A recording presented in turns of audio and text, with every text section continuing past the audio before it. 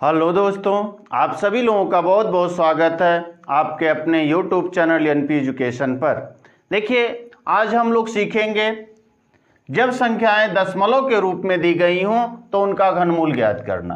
क्योंकि इससे पहले वाले पार्ट में हम लोगों ने घनमूल ज्ञात करना सीखा था, वो भी काफ़ी आसान विधियों के द्वारा ना, यानी देखते देखते 1 या 2 सेकंड, अधिक से अधिक 5 सेकंड के अंदर हम उत्तर दे सकते हैं ना। आज हम सीखेंगे जब संख्याएं दशमलव के रूप में दी गई हों तो हम कैसे घनमूल ज्ञात करेंगे। बस मेथड वही है जैसे हम लोगों ने पढ़ा था ना। 0 का घन कितना होता है? 0 होता है। 1 का घन 1, 2 का घन 8 ना, 3 का घन 27, 4 का घन कितना 64, 5 का घन 125, यानी 5 गुणे 5 गुणे 5 कितना होगा 125 ना। 6 का घन कितना हो जाएगा 216, 7 का घन कितना हो जाएगा 343, 8 का घन कितना हो जाएगा तो 512 ना। 9 का घन कितना हो जाएगा 729, और 10 का घन कितना हो जाएगा तो 1000 ना। यानी 11 का घन कितना हो जाएगा तो 1331। ठीक, इससे आगे जरूरत पड़ेगी देखेंगे। देखिए, अगर हमें इतना घन पता है तो हम संख्याओं का आसानी से घनमूल निकाल सकते हैं, कोई समस्या ही नहीं होगी। यानी कि मात्र 1 या 2 सेकंड के अंदर हम संख्याओं का घनमूल बता सकते हैं। जैसे देखिए, यहाँ दशमलव वाली संख्याएं दी गई हैं तो हम लोगों ने पढ़ा था ना कि यदि पूर्ण घन संख्या के इकाई का अंक, पूर्ण घन संख्या के इकाई का अंक 0, 1, 4, 5, 6 और 9 है तो घनमूल में इकाई का अंक वही होगा। यानी कि हम कह सकते हैं नो चेंज ना, कोई परिवर्तन नहीं होगा। अगर पूर्ण घन संख्या के इकाई का अंक 0 है तो जब घनमूल निकालिएगा तो इकाई का अंक 0 ही होगा। अगर पूर्ण घन संख्या के इकाई का अंक 1 है तो जब घनमूल निकालिएगा तो 1 ही होगा। यदि पूर्ण घन संख्या के इकाई का अंक 4 है तो जब घनमूल निकालिएगा तो कितना होगा 4 ही होगा। और जब 5 है तो घनमूल निकालिएगा तो 5 होगा। यानी जब पूर्ण घन संख्या के इकाई का अंक 6 है तो घनमूल निकालिएगा तो 6 होगा। जब पूर्ण घन संख्या के इकाई का अंक 9 है, जब घनमूल निकालिएगा तो 9 ही होगा इकाई का अंक। अब चेंज क्या होगा तो हम लोगों ने पढ़ा था कि चेंज किस में होगा, 2 और 3 में चेंज होगा ना। 2 जो है 8 में बदल जाएगा और 8 2 में बदल जाएगा। उसी तरह से 3 7 में बदल जाएगा। 3 किस में बदल जाएगा 7 में बदल जाएगा, और 7 किस में बदल जाएगा 3 में बदल जाएगा ना। यानी 2 8 में बदल जाएगा, 8 2 में बदलेगा, 3 7 में बदलेगा, 7 3 में बदलेगा ना। देखिए, जैसे मान लीजिए यह संख्या पहले ही देखते हैं, इकाई का अंक 2 है तो जब 2 है तो 2 किस में बदलेगा, देखिए 2 8 में बदल जाएगा। यानी देखिए 5.832 यही दिया गया है ना। अब अर्थात इकाई का अंक क्या है, देखिए यहाँ पूर्ण घन संख्या की इकाई का अंक 2 है तो जब बदलेगा तो 8 में बदलेगा। यानी इकाई का अंक जब घनमूल निकालिएगा तो इकाई का अंक कितना होगा 8 ही होगा। और हमने पढ़ा था कि 3 अंक लेते हैं इधर से। अब जो बचा देखेंगे किस संख्या के घन के करीब है, तो देखिए 5 बचा है, 5 किस संख्या के घन के करीब है, तो अगर कहिएगा 8, 2 का क्यों करेंगे तो 8 अधिक हो गया ना, अर्थात 1 के घन के करीब है तो 1 हो जाएगा। अब दशमलव निर्धारित करना है कितने स्थान पे होगा, तो देखिए 3 का जोड़ा बन गया, जब 3 का एक जोड़ा बन गया तो दशमलव 1 स्थान पे होगा ना। फिर देखिए वैसे ही यहाँ भी देखिए 8 दिखाई दिया, तो जब 8 है तो इकाई का अंक कितना हो जाएगा, 2 हो जाएगा। सही। अब देखिए 778 किस संख्या के घन के करीब है, तो देखिए 778 है और यहाँ देखिए 9 का घन है 729, जबकि 10 का घन है 1000, अर्थात 9 के घन के करीब होगा तो कितना हो जाएगा, 9। अब दशमलव निर्धारित कर लेते हैं। देखिए यहाँ 3 अंकों का एक जोड़ा बन गया, इसलिए एक स्थान पे दशमलव हो जाएगा ना। आ जाइए अगले प्रश्न की तरफ। देखिए इकाई का अंक कितना है, 4 है। जब 4 है तो कोई परिवर्तन नहीं, यानी कि जब घनमूल निकालिएगा तो इकाई का अंक 4 ही होगा। ठीक है। अब देखिए यहाँ कितना बचा, 39 बचा। देखेंगे 39 किसके घन के करीब है, तो 39 देखिए 27 से अधिक है लेकिन 64 से कम है। अरे 64 से कम है ना, तो देखिए 27 से अधिक है, तो जो जिससे अधिक है, लेकिन कभी भी अधिक वाली संख्या नहीं लेना है। जैसे 64 बहुत अधिक हो गया, इसलिए हम कितना लेंगे, 3 ले लेंगे ना। अब दशमलव निर्धारित करिए।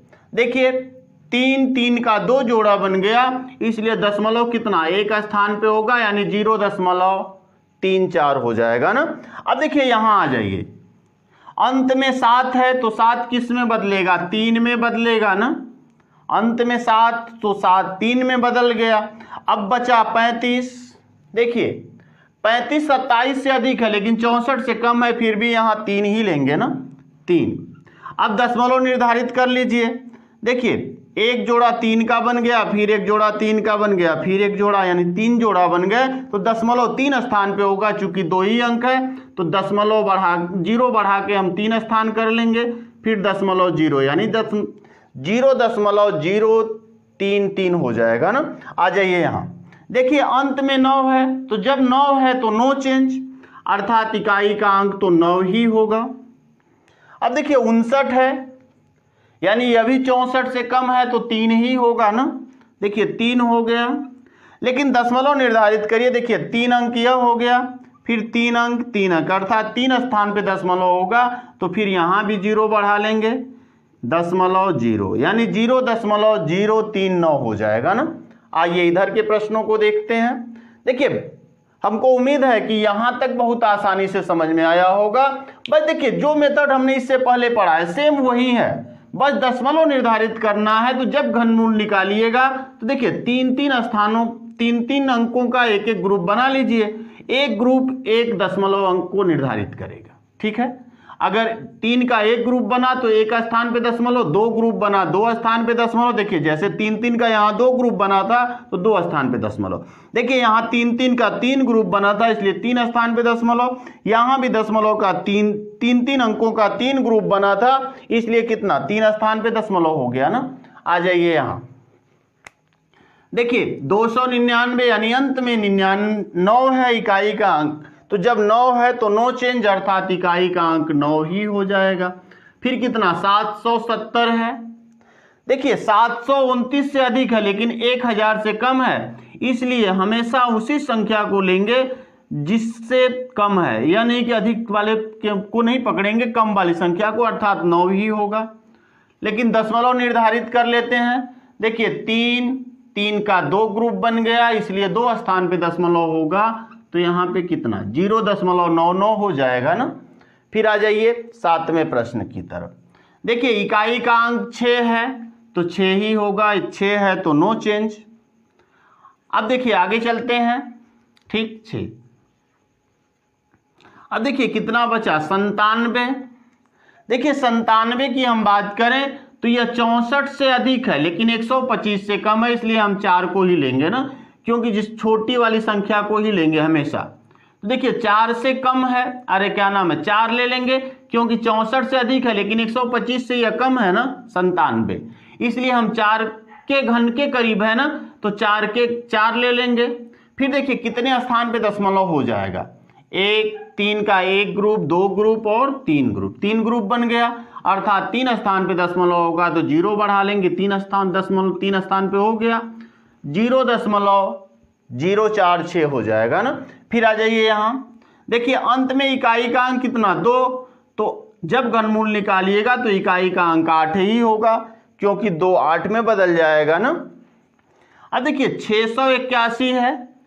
अब देखिए 512 से तो अधिक है लेकिन 729 से कम है, अर्थात 8 के घन के करीब है ना, तो इसलिए हम 8 ले लेंगे। ठीक, अब देखिए 3-3 स्थान के, देखिए 3-3 अंकों के कितने ग्रुप बन गए, तो 1, 2 और 3 ग्रुप बन गए, अर्थात 3 स्थान पे दशमलव होना चाहिए। देखिए पुनः एक 0 बढ़ा लेंगे, यानी 0.088 हो जाएगा ना। वैसे ही यहाँ जी देखिए 625 है, तो जब 5 है तो नो चेंज, इसलिए 5 को तो रख ही लेना है। ठीक, देखिए 1157 है। अब 1000 से तो अधिक है लेकिन 1331 से कम है, अर्थात 10 के घन के करीब है, तो इसलिए 10 रख लेंगे ना। अब दशमलव निर्धारित करिए कितने स्थान पर होगा। ठीक, देखिए 3-3 अंकों के 2 ग्रुप बन गए और 3 ग्रुप बन गए ना, अर्थात 3 स्थान पे होगा, तो दशमलव 3 अंक पे यह है और 0.105 हो जाएगा ना। आइए लास्ट प्रश्न की तरफ चलते हैं। देखिए 727 है, यानी 7 है तो 3 में बदलेगा, ये कन्फर्म है। अंत में इकाई का अंक 7 है तो किस में बदलेगा, 3 में बदलेगा। फिर देखिए 1092 है और 1000 से तो अधिक है लेकिन 1331 से कम है, इसलिए 10 के घन के करीब है, तो 10 रख लेंगे ना। ठीक, अब दशमलव निर्धारित करिए कितने स्थान तक होगा। देखिए 3 का 1 ग्रुप, 2 ग्रुप, 3 ग्रुप, 4 ग्रुप, यानी दशमलव 4 स्थान पे होगा ना। तो देखिए 3 अंक तो है, फिर एक 0 बढ़ा देंगे तो 4 अंक हो गया, फिर यहाँ दशमलव रख लीजिए, यानी 0.0103, यही होगा ना।